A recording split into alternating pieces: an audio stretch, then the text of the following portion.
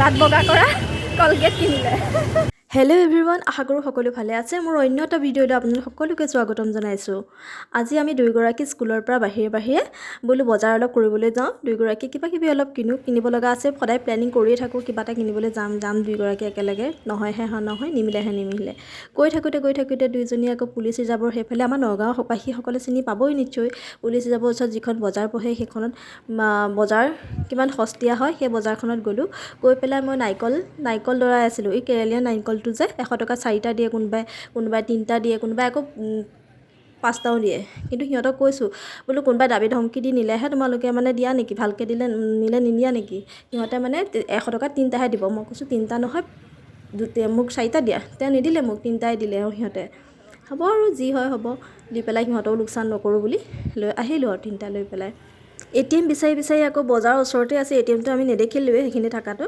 আকৌ তালৈ আহি ATMৰ পৰা আকৌ পইচা উলিয়াবহি লগা হ'ল। উলিয়াই আহি আমি দুয়োগৰাকী ৰাস্তাতে গৈ থাকোঁতে আকৌ ধুনীয়া ফুলনি দোকান এখন দেখিলোঁ। ফুল ইমান ধুনীয়া ফুল আছে নহয়, নানা ৰঙী।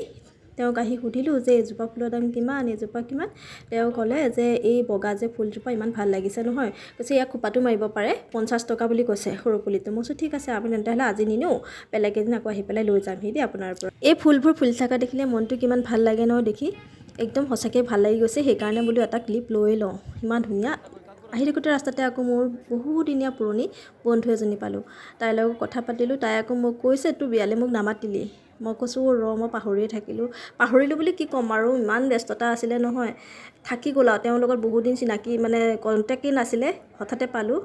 গতিকে কথা চথা পাতিলোঁ অলপ, আহিলোঁ। আহি মই ফাৰ্মাচীত সোমালোঁহি। আমি বজাৰটো আহিলোঁ দেই। দাঁত বগা কৰা কলগেট কিনিলে। আহি আকৌ আমি পেট পূজা কৰিবলৈ আহিলোঁ। দুজনী ছোৱালী লগ খাইছোঁ একেলগে, আৰু আমি পেট পূজা নকৰিম সেইটোতো হ'বই নোৱাৰে। দুইজনী আকৌ পেট পূজা কৰিবৰ কাৰণে ৱেইট কৰি আছোঁ অৰ্ডাৰ দি পেলাই। এয়া অৰ্ডাৰ দিলোঁ আমি খাবৰ কাৰণে। একদম তৎকচতি হেৰাই গৈছে আৰু একদম খাওঁ লাগি গৈছে। গোন্ধই মানে আমাক খাওঁ কৰি দিছে। আৰু খাবলৈ বহুত টেষ্টি হৈছে। একদম পূৰা প্লেট চাফা কৰি আমি খাই দিলোঁ দেই। পূৰা প্লেট চাফা, একদম চব চাফা আৰু।